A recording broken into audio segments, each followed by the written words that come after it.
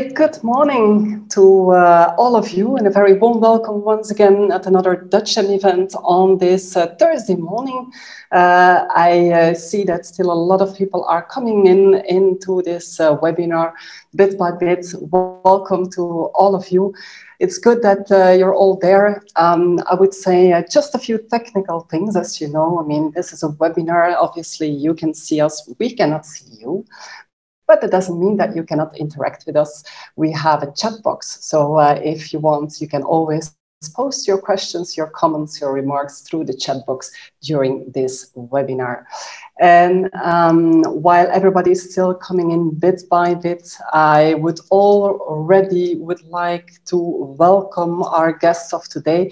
They're still a bit hiding here in the background, but maybe I can invite the guests to open their video and also open their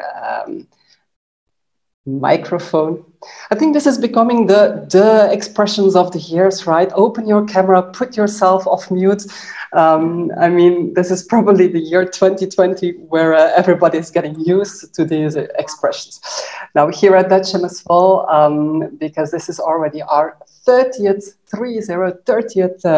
event this year, and the year is not being finished yet. We still have a few coming up, so quite exciting. But good again to have you here with us today. I look at Carolina and also look at Duperron and ask to open already. Yes, good guys to see you. Hi, very warm welcome to you as well.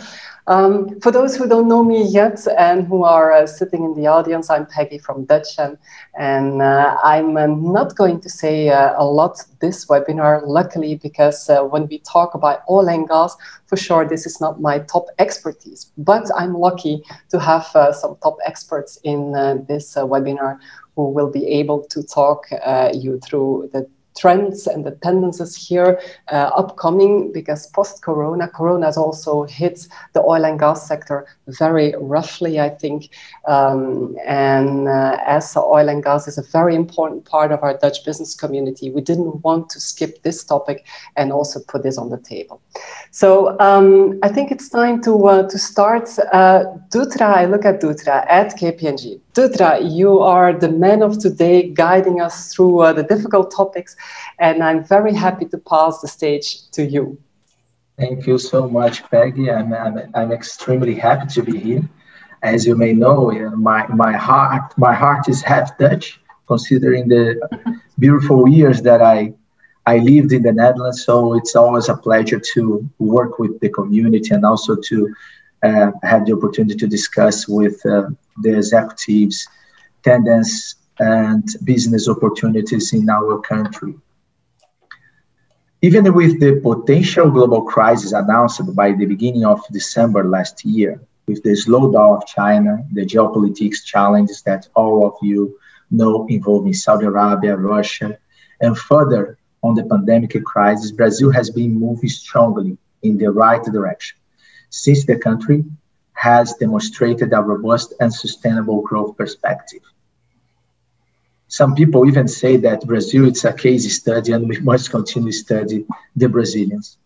A number of negative outcomes impacted the core business aspects of this sector. Oil prices oscillated in an unprecedented way. Companies started spending high costs with logistics and storage to avoid stopping production, which could bring an even more negative impact in certain regions, like the US onshore. Consumption projections were totally rebuilt due to the expectation of new and different customers' behavior, home office, sharpened marketplace, urban mobility, among other things.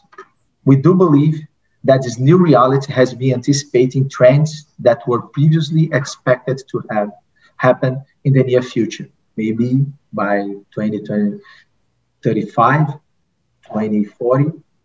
Those events brought structural change in the oil price dynamics and implications in the Brazilian market. Competitiveness became even more crucial to survive in the sector. What can we expect from this new reality? That I would say is the new normal of new normal, because the expression new normal has been discussed for a long time. Are we competitive enough? Will the world consumption remain the same? The renewable continue in the top agenda of the companies? Is this a threat or an opportunity to monetize our natural resource? These and other questions will be discussed now and addressed in our panel with the excellent executives that I have now with me. First, Roland Martin, the Dutch General Counsel Rio, which has been doing a terrific job in promoting Brazil worldwide. Roland is passionate about Brazil and also is very keen in discovering opportunities in our country. Thank you so much, Roland, to be here with us. Carol Rio, the Shell game changer in Brazil. Shell, as all of you know, is working hard in a very disruptive process models towards innovation. And Carol is one of the key persons responsible for leading that together with a very global team. Carol can also say that a little bit later. Thank you so much, Carol, for being here with us. And Duke Perron is the CEO of PHSoft, a great company, who has done a brilliant work on the digital twin. Was the first company, is really improving a great technology on digital twin in the oil and gas industry. So thank you all of you for being here with us. I do believe we are going to have a great discussion together. And I want to start with you, Carol. With the current change in the mid and long-term oil price, there is a big trend that the peak of demand will be anticipated, and consequently, several assets are threatened to be discontinued worldwide. What do you believe to be the key engines to accelerate the investment in order to enhance our assets' profitability? How the industry is expected to be funded, if so? Yeah, that's an important question. And before all that, thank you so much for inviting me and to having me today. It's so good to share the screen and the stage with people that I admire. Again, this is an important question. And as you know, and I think you mentioned a little bit about it, Shell for a long time has been investing in some scenarios to not trying to predict the future, but to have some visions of the future, even before the pandemic. So, in that scenario, the sky scenario, if you wanted to look for that, the sky scenario, we were talking about the expansion of low carbon energy, the importance of low carbon energy, and to meet all the deals that we have with global warming and sustainability of our sector. So, of course, Shell is investing more in renewables. We have a more diversified set of energy power production for solar, wind, and of course, and in the sky scenario, it's shown how oil and gas is still having importance for years to come. So, but in a different way as well. And as you said, we are anticipating some trends. And the trend for oil and gas is really focused on being more efficient, greener, and cleaner. And we are pursuing that. So we are talking about the challenges with the sector, the challenge to be more diversified and more integrated. And you asked about what would be the forces to lead that. And we believe that it's really to think about in the strategies, how we are doing this in a very strategic way, and to have a strong position on this strategy.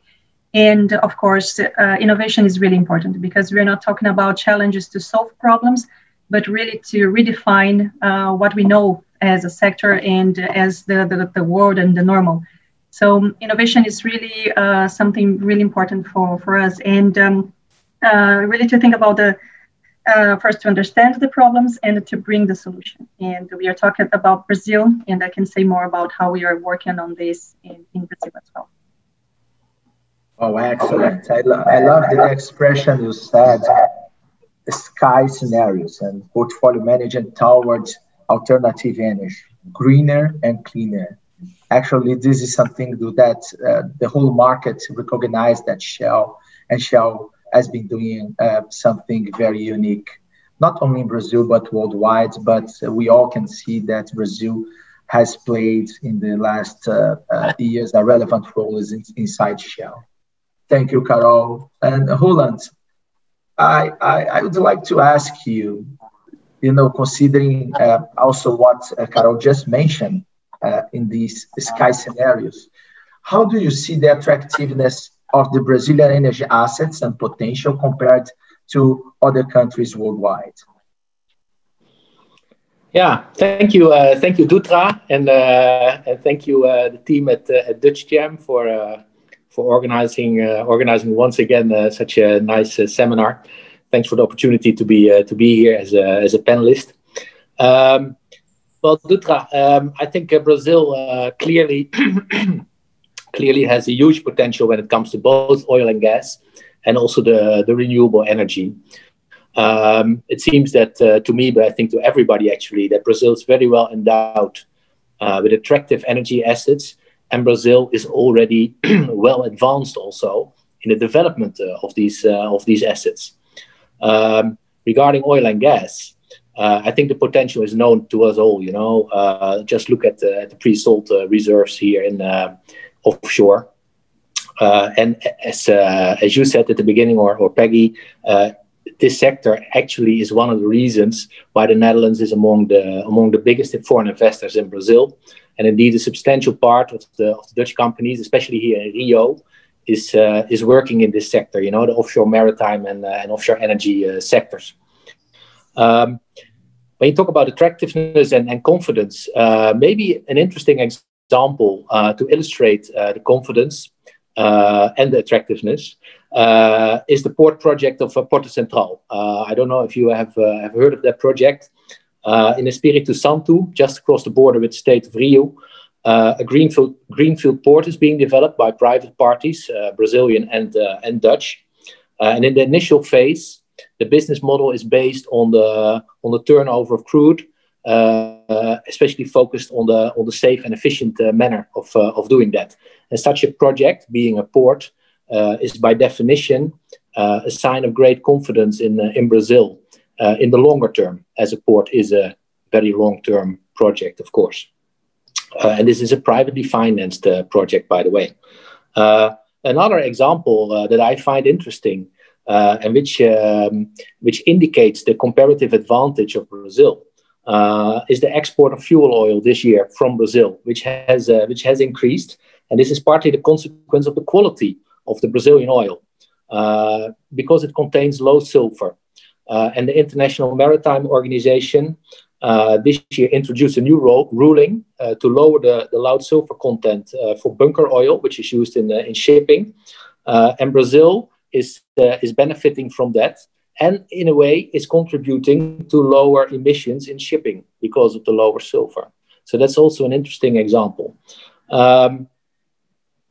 But actually, what I think is that the attractiveness and the potential in oil and gas, and that everybody knows about it, is a bit funny, because on the other hand, the renewables in that area, Brazil also has enormous potential, and sometimes that is less well known.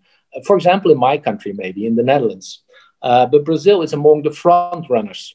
Worldwide in renewables, the energy mix is already 50% sustainable. Energy power generation is 85% sustainable, mainly from hydro. And the sheer size of the domestic market here in Brazil for renewable energy is such that in itself is already attracting foreign investment, I think, also from the Netherlands, because the Brazilian energy market, the domestic market, is 50% or more of the South American total. So that's substantial. If you ask me, about business options and business opportunities for the Dutch, we look a lot into the renewables area. We see potential for bioenergy, wind and solar, because Brazil has excellent conditions for those. In fact, Brazil, we think, is very well positioned to not only decarbonize their own energy matrix, but actually contribute to create a worldwide more sustainable energy mix by exporting renewables, for example, biofuels. Brazil is already second largest producer of biofuels in the world after the US. And actually, Brazil is a more efficient producer of biofuels than the US is. We also look into areas such as biomass, biogas, and ocean energy. And recently, also, we are increasing our attention to the offshore wind sector.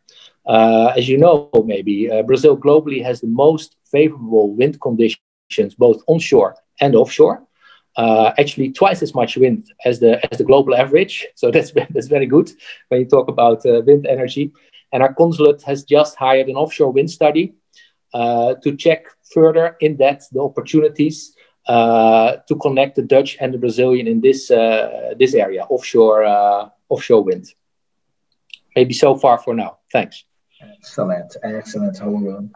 It's so great when I hear that from you. You know, I very admire the way the Dutch executive think, because I always say to people, just a few people know that if you think in any kind of business, you always see between the top 5 and top 8 Dutch entrepreneurs, Dutch companies, always well positioned. Some people make some jokes about soccer, but even in soccer, in the last World Cup, the Dutch selection, the Dutch team was well positioned and was always in the top 5, top 8. So thank you. It's great to hear that. And I do agree with you. We do have great assets, including renewables, and few people are really looking deeper on that. Don't know really the reasons yet, but the fact is there are many opportunities in this regard. Let me call now Duperron, our pilot, and Duperron is always a complex person when we look at his CV and experience and everything he has done by building the PHsoft. So thank you, Duperron. Considering all the current change in the market, the new reality has been anticipated trends, as I said before. Those events brought significant expectation for market disruption. Competitiveness became crucial. How the startup ecosystem has contributed for the change? Good morning. Thank you. Thank you very much to invite a startup to be here today.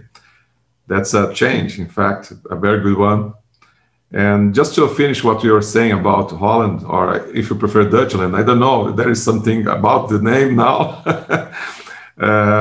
If you speak about Amsterdam, it's amazing as well. I love it. Well, fortunately, I didn't know of this date prediction of 2035. Otherwise, I had not done anything I had done. And in fact, this date prediction demonstrates that startups develop new technologies much ahead of market maturity, providing them solutions that would be adopted just later, much later. And especially when we talk about engineering innovation as necessary in the oil and gas exploration. It's interesting because I felt I would be too old to found the company at the time I did it.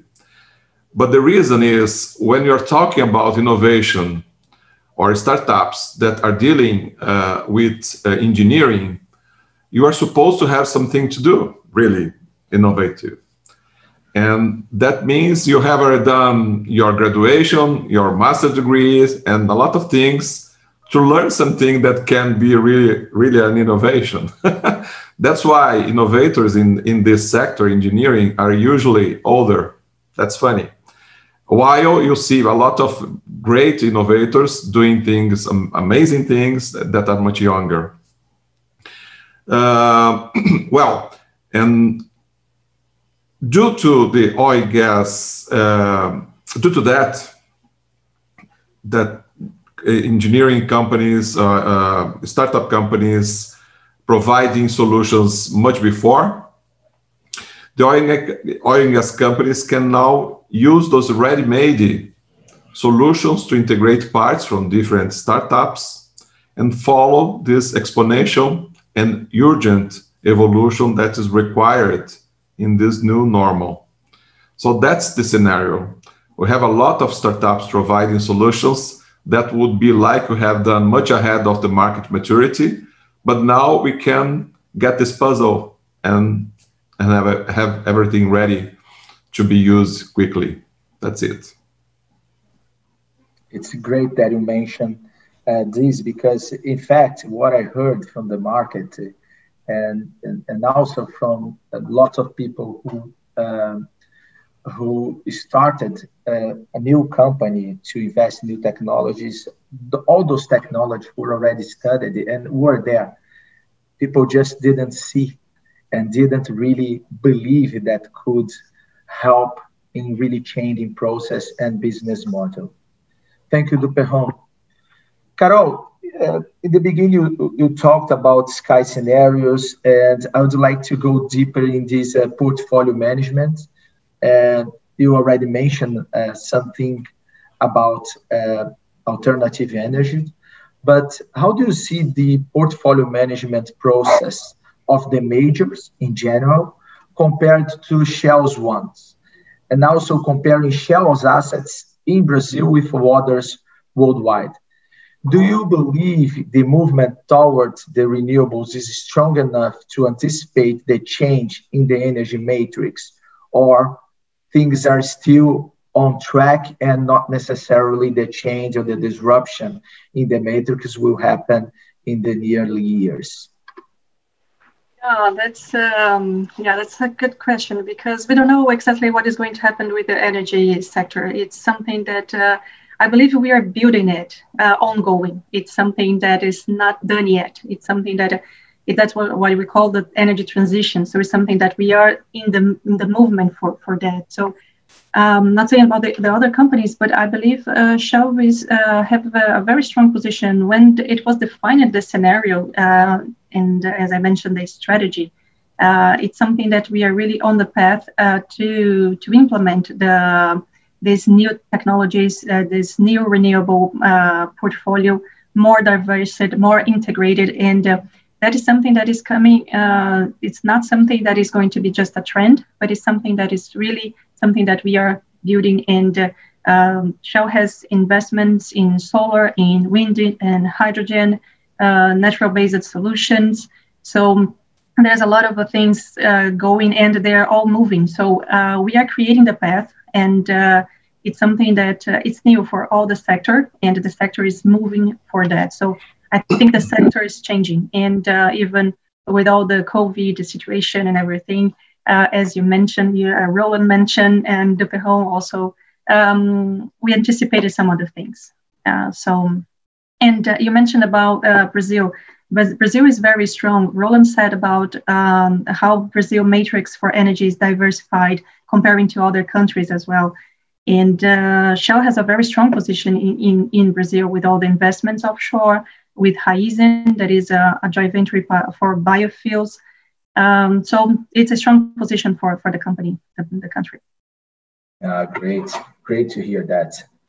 In fact, this JV, Raízen, it's something that Shell started some years ago and fought brilliantly. And those things, could even enable a very positive know-how and expertise in the biofuel, as Roland mentioned. I can say that most of the efficiency that we gained during these years is a consequence of this brilliant work that Shell and Cosan has jointly done through Raízen.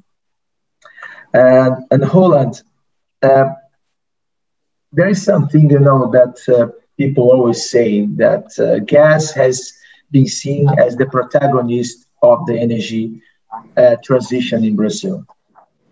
Do you believe the opportunities on gas markets will drive the new investments in Brazil or renewables?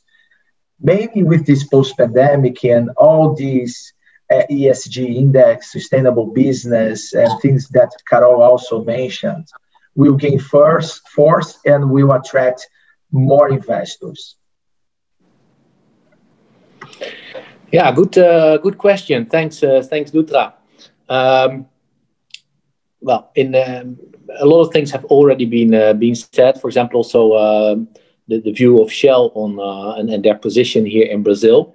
But I think that there's very good reasons to expect that Brazil will be a major destination for investment in all segments of energy, and especially also the energy transition.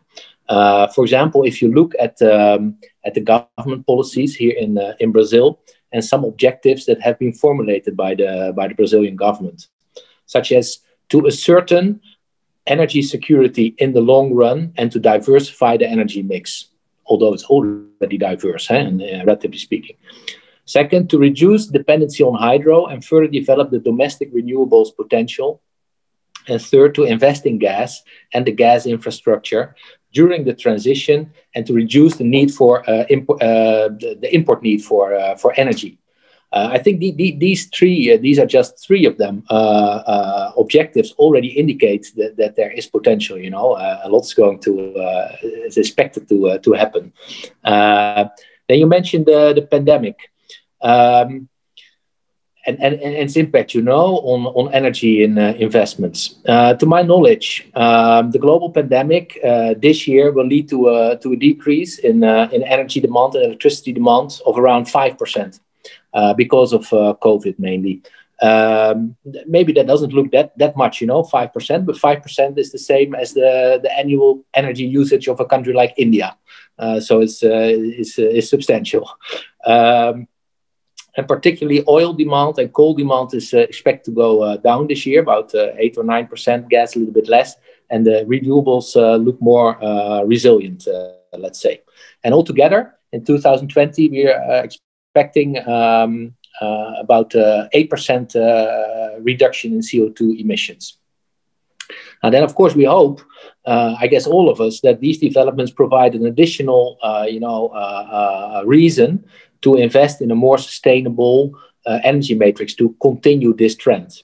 At the same time, however, and also as Carolina said in the Shell scenarios, but also in the International Energy Agency scenarios, oil and gas will remain needed until 2040.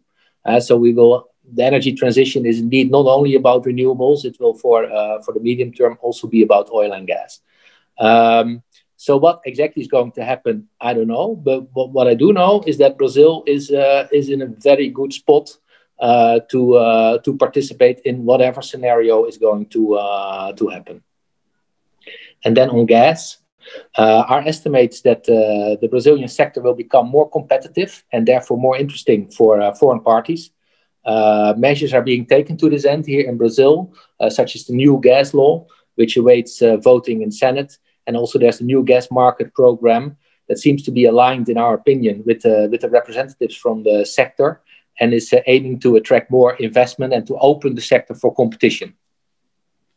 So in the short term, we see also privatization in related to gas as an opportunity, the opening up of the market also.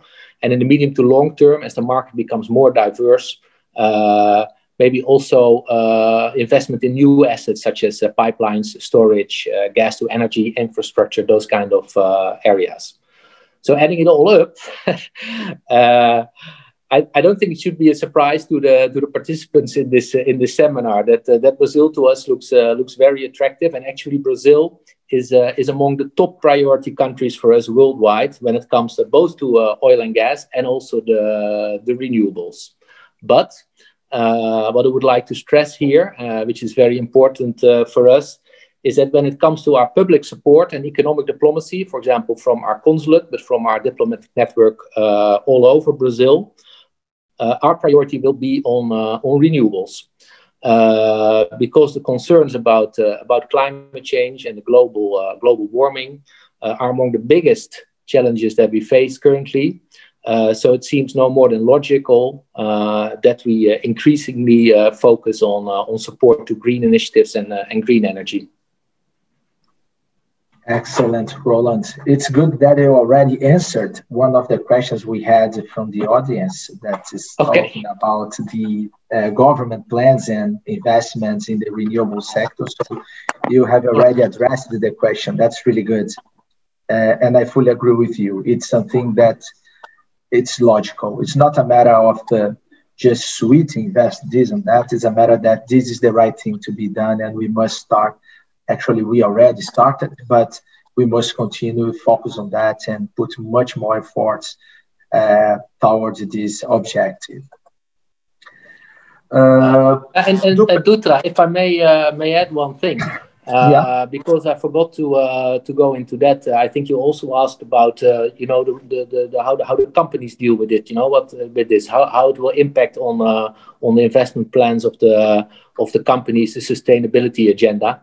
Carolina also already spoke about it, but from my point of view, I think the Netherlands has this opinion also that sustainability will increasingly be a part of any feasible long-term business and investment model, and luckily and obviously the members of Dutch Jam, for example, such as Shell, and the private sector in general. Are embracing corporate social responsibility and the sustainable development goals, and are in fact moving to this target of a more sustainable socio-economic development. And I guess, and that's very important, of course, that also the employees of these companies, the shareholders, the investors, the institutional investors, they demand this also from the companies. So my estimate is that this will become increasingly important also for all of us, luckily. Great. Thank you. Tuperhon, I have a question here to you. Everybody always comments that it's difficult to integrate and start up in a big structure. For instance, when you bring a startup with it's very lean and clean in terms of structure to a big entity like, for instance, Shell, people used to say that there are different governance structure and the probability of having a losing strategy is high. How do you evaluate the Brazilian energy ecosystem in this aspect? And do you miss any incentive for accelerate the startups' potential and also this synergy between the startups and big entities in order to enabling new technologies in the market?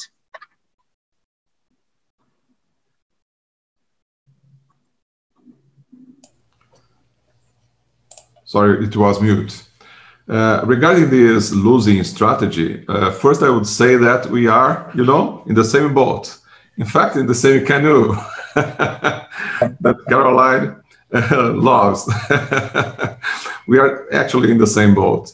And what you're doing as startups, we are doing in PageSoft and many others are doing the same, is to provide solutions that can be used for existing and new assets that are the new assets linked to renewable energy, such as wind turbines, etc. So a technology you develop, for instance, to make integrity management and maintenance management of FPSOs can also be used to wind turbines offshore.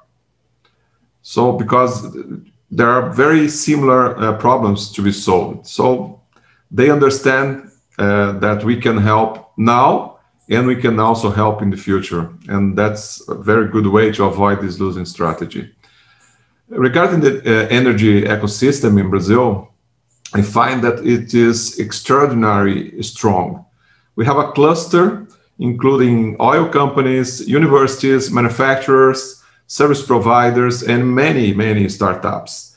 Brazilian energy startups are able to move the boundaries of technology internally and even externally, globally, in the external markets. And that's very good. In terms of incentive to accelerate growth of startups, I can list many. I'm not talk about taxes and labor issues because it came to my knowledge just yesterday. that the expenditures in Brazil to R&D is 10 times more than, I'm sorry, the expenditures to the legal system in Brazil is 10 times more than the investments in R&D. Imagine. And it's the other way around the United States. The investments in R&D, and we think about the United States as a country that expands a lot in the legal system with fighting to each other. But in fact, what they spend on this is 10 times less than what they spend in R&D. So we have this problem, the labor system and taxes. But this is not something we can solve here now.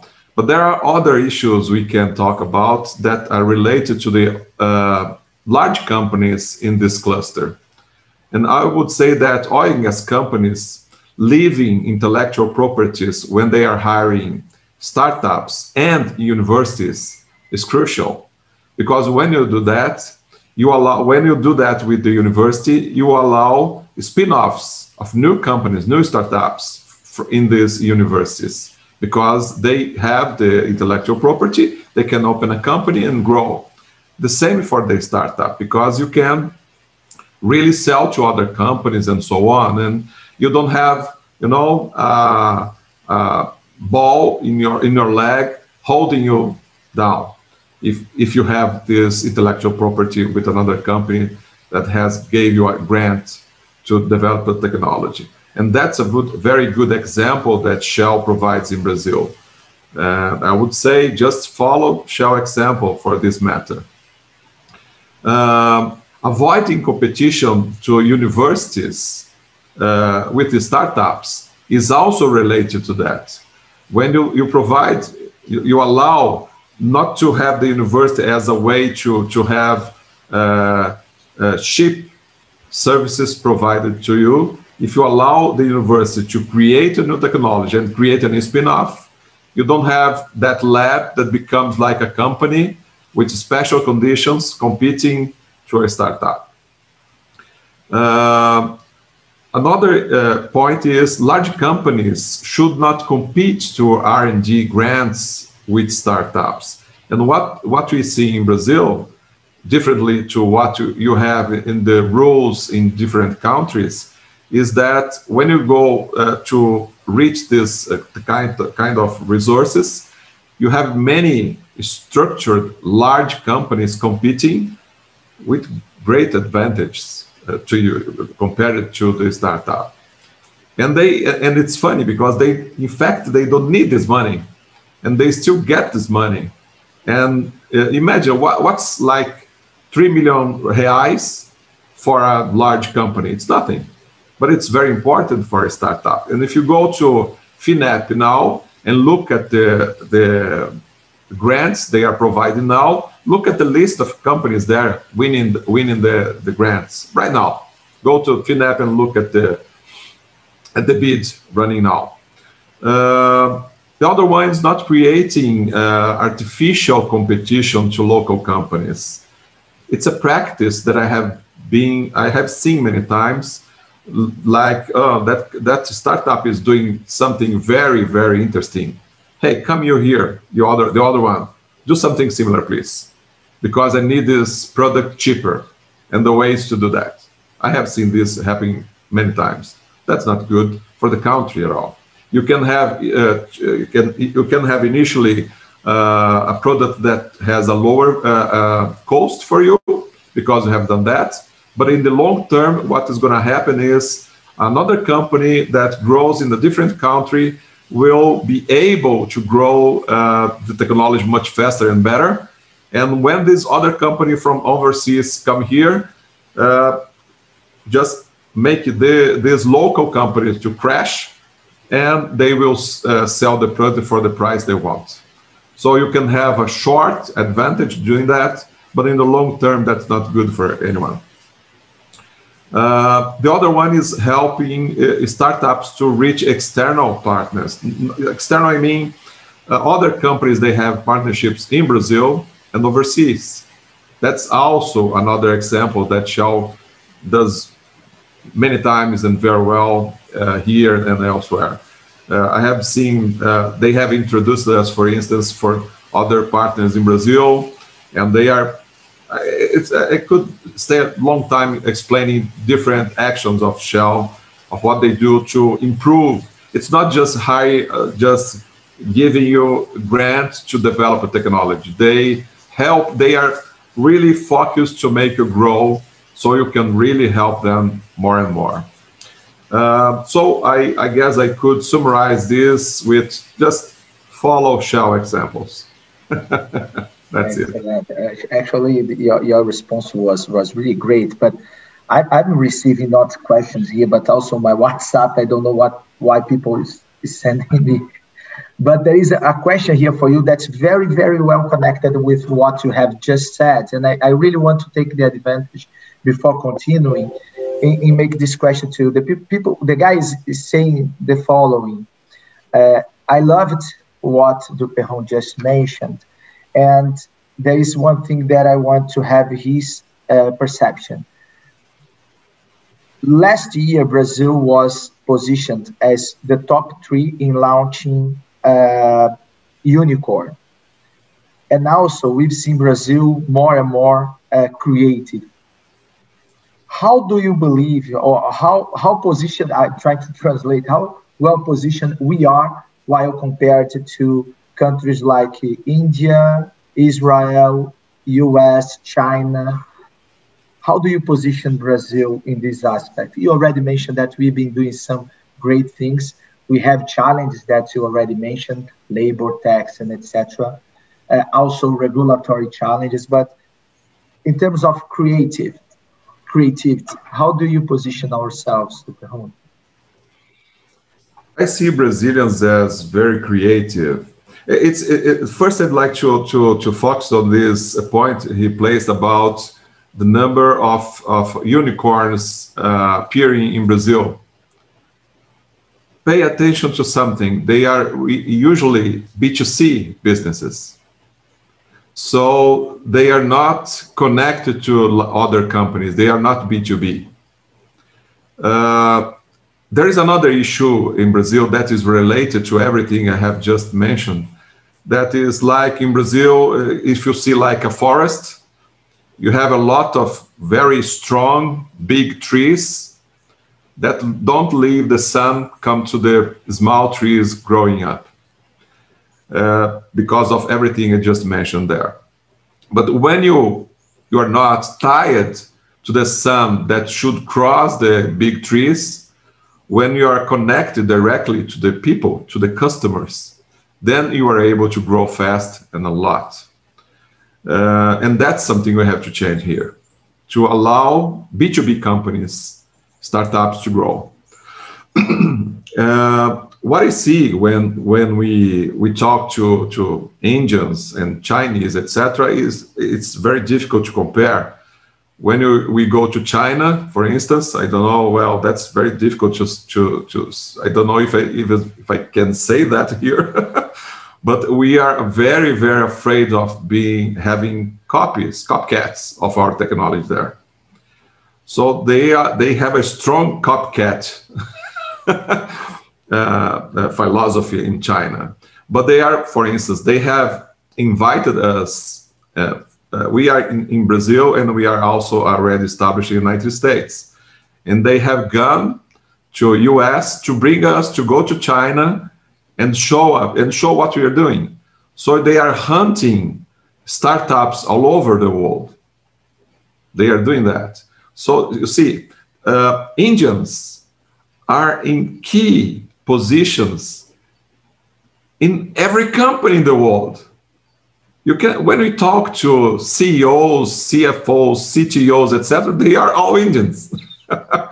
So I don't know how they are doing in terms of startups, but they are dominating the world through the positions they are. So it's very, and I see that you have mentioned also Israel. Israel is really focused to the foreign markets because they are very small, and they are doing this great. And that's an example we should follow in Brazil, because what I see is, it's interesting. We are a large country, but it seems that we are in the oil market especially, we may not be large enough to hold, to support our process to go overseas. It's not, if you wait to be strong, very strong in Brazil, and only then you go overseas, go international, it's gonna take a long time due to the many issues I have said before. But if you focus on going to the external markets in the very beginning, you may succeed. If Israel can do that, why we cannot? Yeah, good. In the end, it's like, it's not a matter that we are bad, but we need more Shell's mentality in Brazil to really yes. make things happen. Yeah. Great. I'd like to add on what Duperron was saying, because I think it's really nice to hear those words, and it's really it's a reflection of a good work that we've been building together, and it's great. And I think just to reinforce the importance for us even more nowadays to have partnerships to build innovation.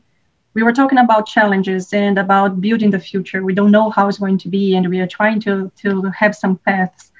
And innovation is one of the keys, and partnership is another one, because we are not going to build alone. We don't need to reinvent other things. We don't need to ask for others to copy the others. We can make combinations. We can join teams. We can introduce to other companies. It's really something that we needed to have good partners, as PhD Soft is for us, to have some technologies building. And innovation is one of the things that we needed to have more and more in our mindset. So Shell has some very good partners in Brazil. We have some centers for developing innovation. We have the Center for Gas Innovation in São Paulo as well. We have CINI, that is the Center for New Energies. And we have the name of innovation on those, because we really needed those things to be delivered somehow to be innovative, not to be just a technology building. So, and we needed the companies, we needed startups to have this. The university, they are a different partner, they're a different actor from the startups and the companies and the suppliers. So we needed to have the ecosystem working together to really achieve some good goals. And I think there's a lot of challenges, and Duperron really pointed very good ones, and was spot on some that are very hard to say. But we need to have a stronger ecosystem to really incentivize more the entrepreneurship, to have more spin-offs, and to have companies being built and looking not only for Brazil, but really abroad and looking to other countries as well.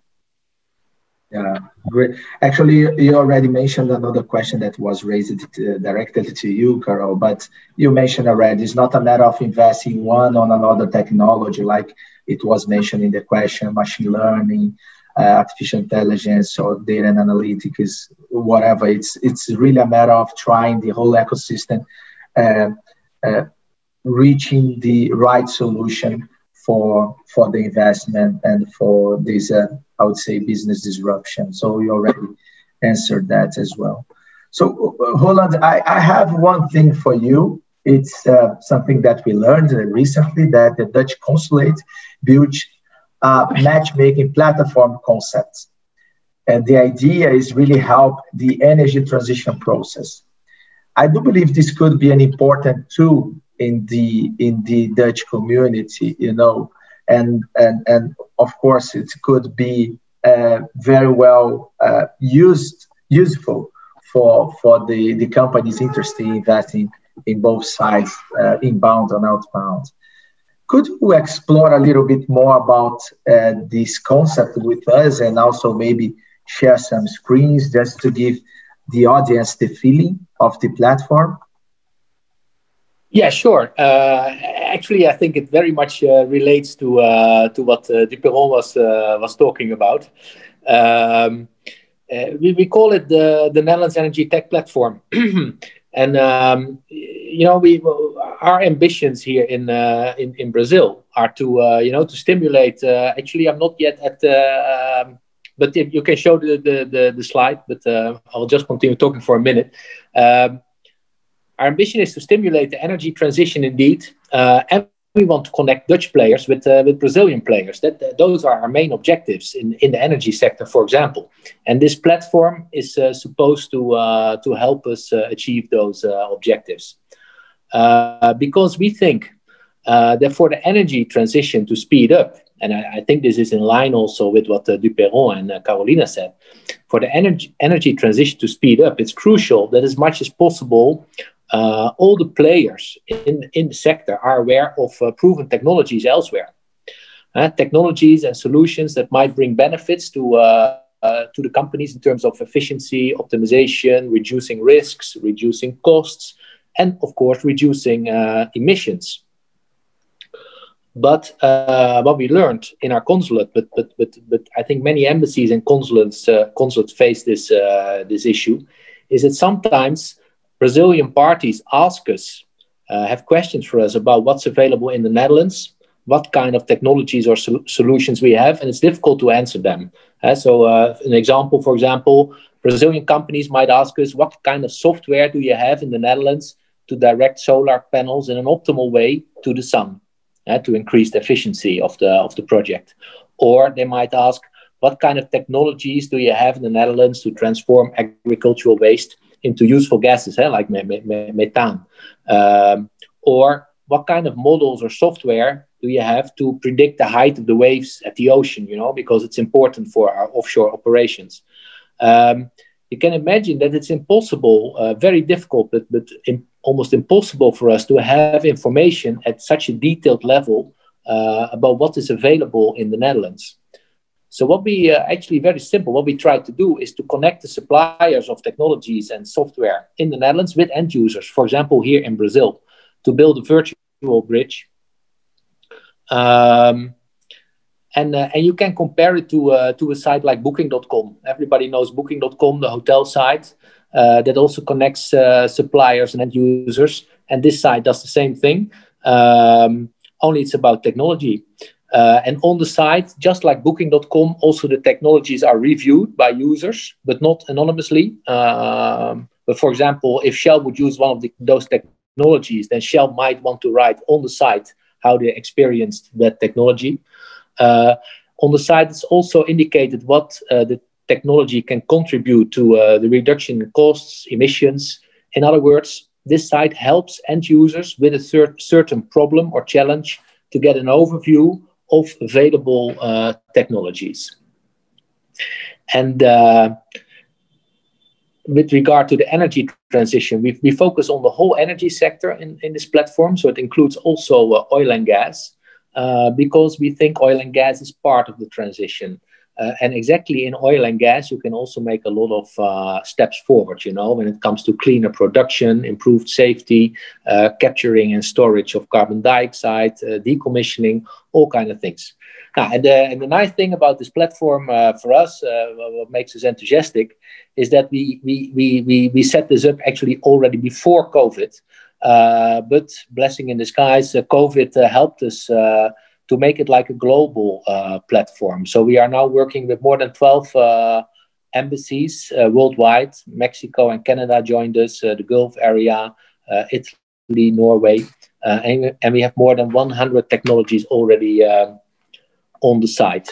But if you want, and if there's time, Dutra, indeed, I can show you. I can show you some slides. Sure. I think we still have some minutes before the final remarks. So this is the site actually. So you see it's called the Netherlands Energy Tech Platform. You see the virtual globe. The green countries are participating. You can register here for free as a supplier and as an end user. And if you would, can we go to the second slide, Louisa? These are the energy segments on which we focus. There's also subcategories, categories under them, but it's So offshore, oil and gas, bioenergy, solar, and also hydrogen and e-mobility. So those are the main components at the macro level, let's say. Louisa, the next slide, please. So this is if you would click on the in the map, you would click on Brazil, you would see this. For Brazil, we selected 3 of those segments at the moment. So offshore renewables, bioenergy, and oil and gas, because we think those 3 are the main of main importance to Brazil. Then we can go to the next slide, Louisa. So this is when you would click on oil and gas. We cannot sort of go through it because it's a picture that we're looking at. But here it lists the technologies. On the left side, you have filters. You can choose oil and gas and maintenance, integrity, digitalization, pipelines, decommissioning. And on the right side, you see like the headings of the various technologies. And the next slide gives you an example. This is exactly the point, because here we see, to me, it looks as a very complicated kind of software. I would myself not be comfortable explaining it to a Brazilian party what this is exactly, but here it is explained by the company itself. So it gives a brief overview, and then when you go to the left bottom, you see the pros and the cons. You can go to the next slide. There it continues with pros and cons, and also the relative business impact. You see the impact on CO2 footprint, cost reduction, production, and safety improvements, and completely at the bottom also the technology readiness level. So where is this innovation in terms of development? So there's much more to say about it, Dutra. But yeah, we think this is an interesting initiative, and we hope we're pushing it very much, and we hope it will bring Brazilian and Dutch players close together. And there's actually also a global, this is for Dutch technologies, but there's also a global platform on which, for example, Duperon could register his technology and reach potential end users in other countries.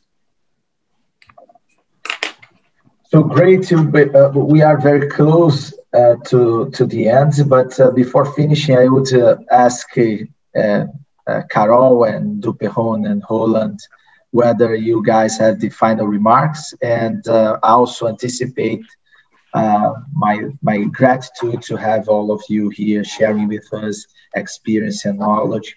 For me, it was really nice. I loved the discussions. I loved to hear from you the experience. And Carol, can you start with the final remarks? Sure. I'd like to thank you again, and it's a pleasure to be here with you guys. It's a very well organized event, and I hope we can interact more. And just as my final remarks, just to say, as we discussed it here during the time of the panel, Brazil is a country that has a lot of diversity and a very diverse matrix, and shall understand as a country with potential to be part of, to continue to be part of the strategy. And we are, I mentioned about the strategy and innovation, and Brazil is a very important partner for innovation. We have many projects there with the centers that I said before, with the projects ongoing, with this ecosystem concern, and how to be a better player, how to interact with other players in this ecosystem for innovation in energy in the country. So, and I'd like to, just to make a propaganda, I'd like you to visit our website for Game Changer. It's shell.com/Game Changer. It's a program that we have for investing in companies, in early stage companies, with a very impressive or impactful technology. So go there, check it out, and contact us. We are open for that. Thanks again. Thanks, Dutra. Thanks, Peggy. Thanks, Roland. And thanks, Duperon. And the great screen you have today. Thank you. Roland, final remarks? Yeah, I'll be very brief, but indeed, from my side as well, thanks Dutch GM team and Dutra for organizing this. I hope it was interesting. And We are here with the whole diplomatic network of the Netherlands in Brazil, the embassy, the consulates. We have also Netherlands business support offices in Belo Horizonte and Porto Alegre. We are here to help the Dutch and the Brazilians to connect. For example, in the energy area, there's plenty of potential, and we look forward to working with you all. Thank you, Duperron. Okay, to finish, I'd like to say we have to change our vision to what startups are. Startups are not small companies to provide services to large companies. Startups are the companies who have to make growth today to be much larger than our large companies today.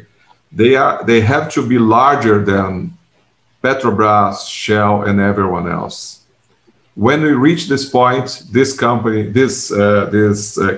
Brazil, has achieved sustainable growth and will be really good. You can see the example of Zoom. Zoom now values, this tool we are using here, values more than the sum of all the air companies together. Just that. Or Apple values more all the Brazilian companies together, in fact, more than Brazil, the country altogether. And we can mention an example here in South America, in Latin America. Mercado Livre is the largest company, larger than Petrobras, Vale, etc. in Brazil. And it's a shame that Mercado Livre is not a Brazilian company, in fact. Right? So that's the vision. We have to see these tech companies as the companies we need to have them growing a lot. That's it. Thank you. It's always our wish. Thank you, Duperron. Peggy, it's with you now. What can I say after all these words? Maybe just that also to thank all of you for participating to this interesting panel. I think what I took away here is for sure that we should also continue giving the positive message on Brazil. I mean, too often we communicate in a negative way to Brazil when we talk about Brazil in Europe, for example. And I think it's a bit of a shame because if you talk about renewable energy, I think a lot of things are going on here in Brazil, and we could be really very exemplary to the rest of the world. So don't underestimate that. And what Carol was saying, I think it's true. I mean, it's a way to a new energy. It's a movement. It's not something that we build in one day. It's a whole process. And then finally, I think, Duperron, I will definitely pick up your point on the startups. I think we didn't really put a lot of attention on startups also within Dutchem.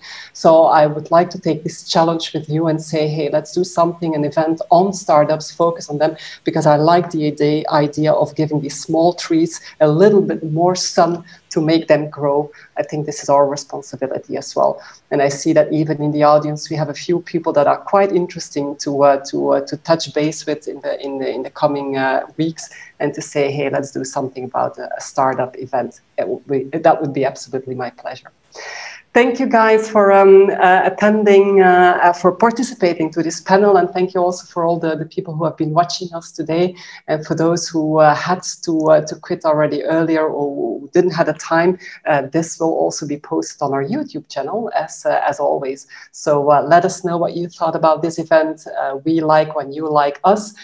So let us know what you thought about the event, and please keep safe and keep tuned on other events are coming up at Dutchem. Next week already, we are having again Rio in the spotlight, right, Roland? Because we will be talking about security and based on a very interesting study that was also driven by the consulate in Rio, a study on security post-corona, what changed in corona times in terms of security and safety. Tuesday, that will be the next rendezvous with all of you. Thank you for being with us, and have a very good day ahead. See you soon. Ciao, ciao. Bye-bye. Thank you. Ciao.